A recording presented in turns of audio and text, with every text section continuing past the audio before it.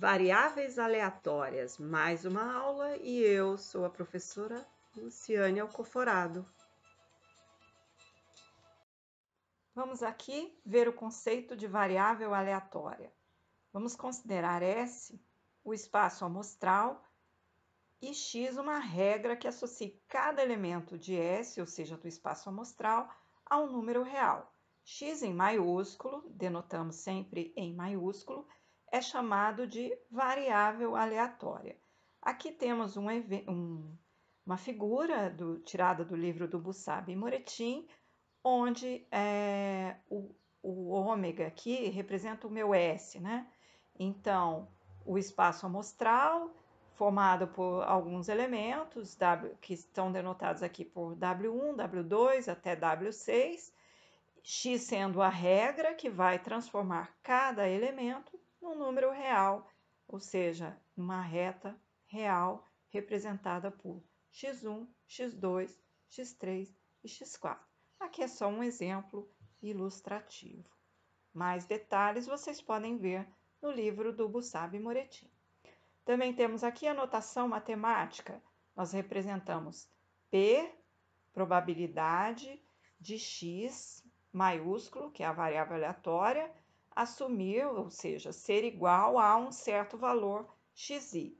E isso é igual a P de A, considerando que A é um evento, ou seja, uma coleção de valores ou de elementos do meu espaço amostral.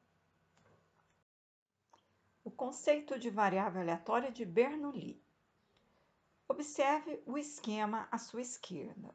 Nós temos, então, o espaço amostral formado por dois resultados possíveis, fracasso ou sucesso. Temos também definido x como sendo o número de sucessos. Então, se no meu espaço amostral eu observo fracasso, o x vai ser nulo, porque estou contando sucessos. Se eu observo sucesso, então o x vai ser igual a 1. Na variável de Bernoulli, o x assume apenas estes dois valores, 0 e 1. Portanto, a variável aleatória de Bernoulli é uma variável do tipo dicotômica, com dois valores possíveis. E a sua probabilidade associada a cada valor vai ser em função de um parâmetro que a gente vai chamar de P. Então, a probabilidade de 1 vai ser P, ou seja, vai ser a probabilidade do que eu estou contando, né? Que é o sucesso. E a probabilidade de 0 ou de não sucesso é o seu complementar, 1 menos P. Porque a gente tem que lembrar que todos os resultados possíveis, né? Somando as probabilidades de todos os resultados possíveis, eu tenho que somar 1, né? Como eu só tenho dois valores, então, se eu sei a probabilidade de um, o outro vai ser complementar. Além disso, nós temos aqui as notações para valor esperado de x, que é o E de x. O E de x vai ser igual a P para a variável Bernoulli. A variância de x vai ser dado por P1 menos P. E a função de distribuição acumulada de x vai ser dada por 0 se o x for negativo, 1 menos p se o x for de 0 a 1, não incluindo 1, e 1 se o x for maior ou igual a 1. Vamos introduzir agora o conceito de variável aleatória binomial.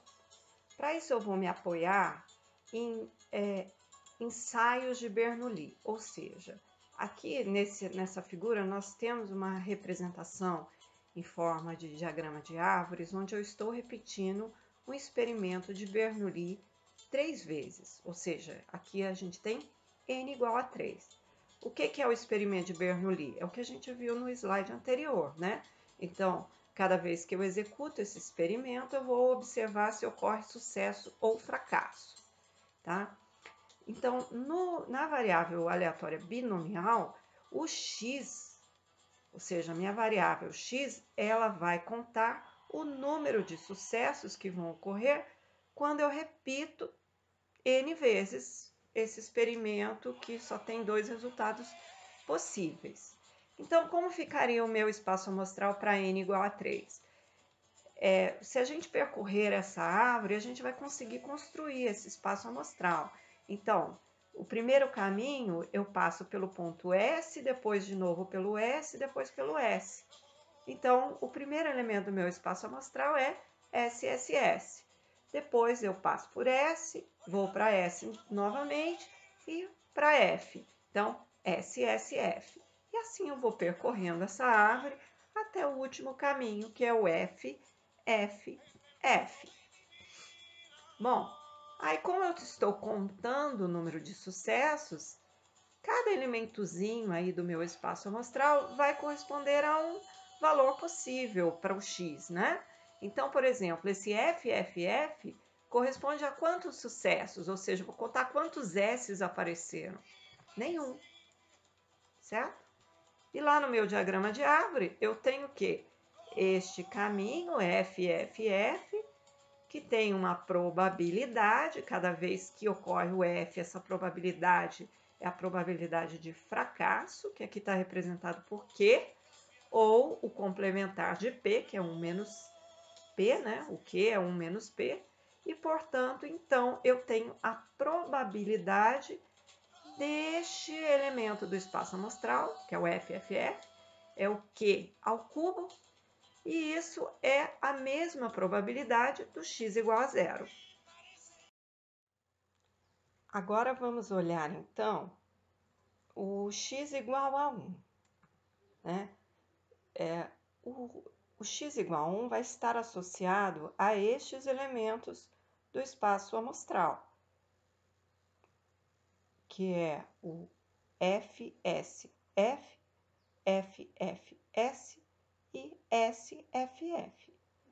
Ou seja, são os elementos do meu espaço amostral onde o S aparece apenas uma vez. Nós temos, então, 3 elementos. Muito bem. Agora, qual é a probabilidade? Se vocês olharem no diagrama de árvores, vocês vão ver que cada um desses elementos do espaço amostral tem como probabilidade P vezes Q ao quadrado, certo? Então, a probabilidade de x ser igual a 1 vai ser 3 vezes P vezes Q ao quadrado. Por quê? Porque vai ser ou o SFF, ou o FSS, ou o... acho que eu me confundi aqui. Vai ser ou o SFF, ou o FSF, ou o FFS. Então, nós temos 3 possibilidades, portanto, 3 vezes essas probabilidades de cada um, como elas são iguais, né? Então, vai ficar 3pq ao quadrado. Bom, então, finalmente, aqui nós temos o conceito, a definição de variável aleatória binomial. X, então, vai representar o número de sucessos num experimento binomial, que é um experimento onde a gente repete Bernoulli N vezes. Então, Bernoulli é onde nós observamos sucesso ou fracasso, né? Então, cada repetição dessa, a gente vai ou observar sucesso ou fracasso.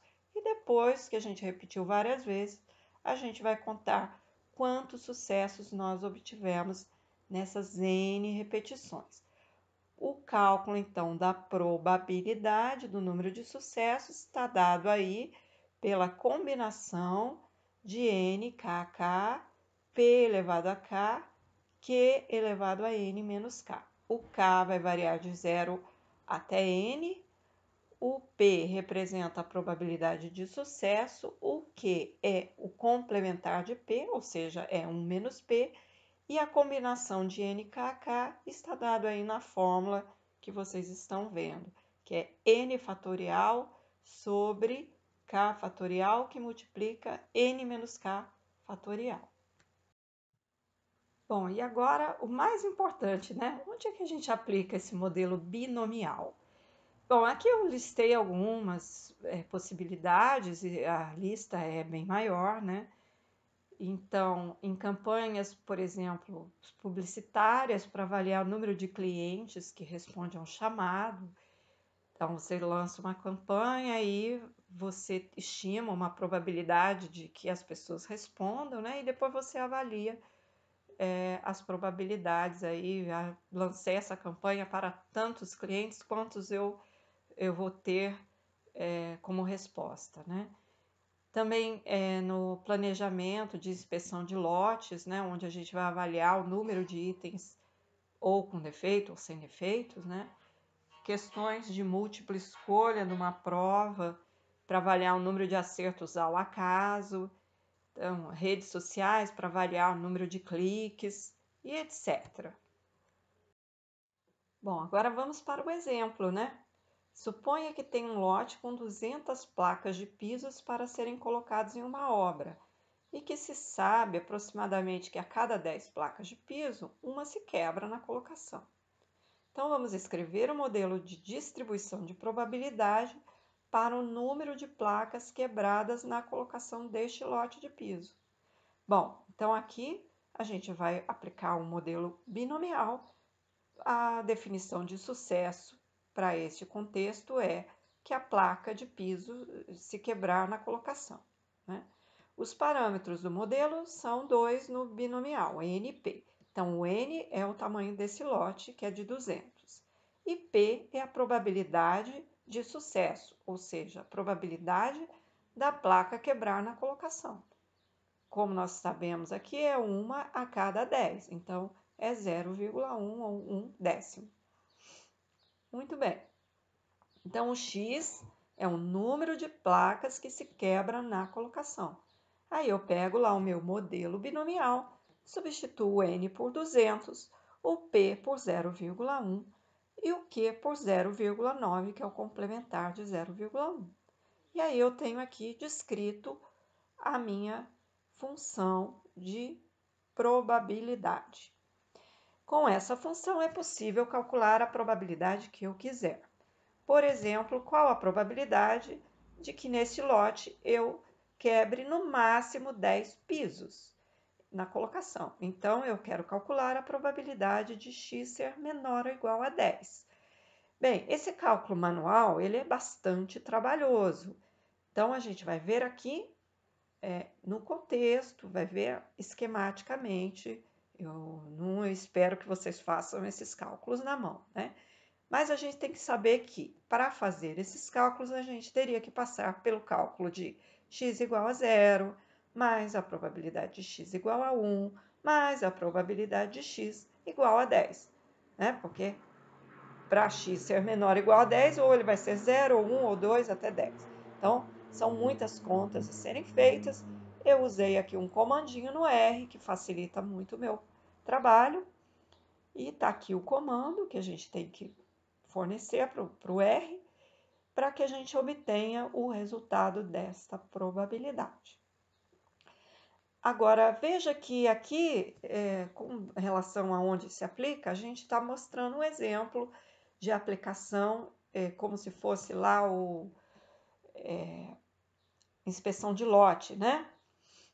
Mas isso poderia ser adaptado facilmente para uma outra situação. Por exemplo, se eu fosse lançar uma campanha publicitária para 200 pessoas, em que 10% dessas pessoas respondem positivamente à minha campanha, ou pode pensar o contrário, em que 10% das pessoas não respondem a essa campanha. Então, a gente tem que saber quem é que o X está contando, né?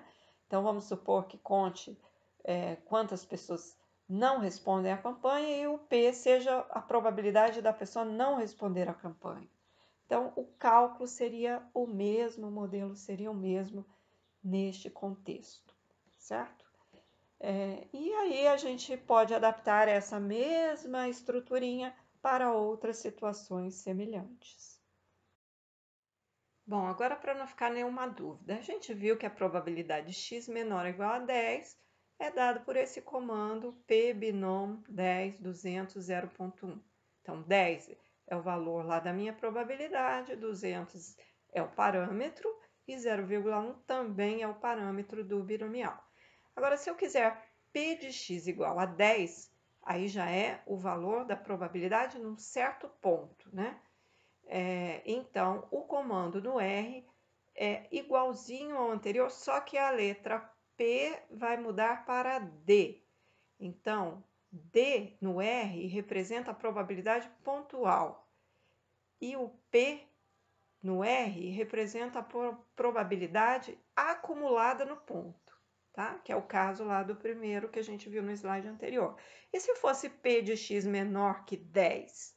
Bom, aí o P de x menor que 10 não inclui o 10, né? Então, a gente teria que ir somando até o 9, certo? Então, seria no R o comando da probabilidade acumulada até o ponto 9. O comando, então, está aí. E se eu quisesse probabilidade x maior que 10? Bom, maior que 10 é o complementar de x ser menor ou igual a 10. Então, é 1 menos a probabilidade acumulada em 10. Tá? Temos, então, aqui as 4 situações possíveis. E chegamos ao fim de mais uma aula. E nessa aula aprendemos o conceito de variável aleatória e vimos alguns modelos de probabilidade discretas, como o de Bernoulli e o binomial.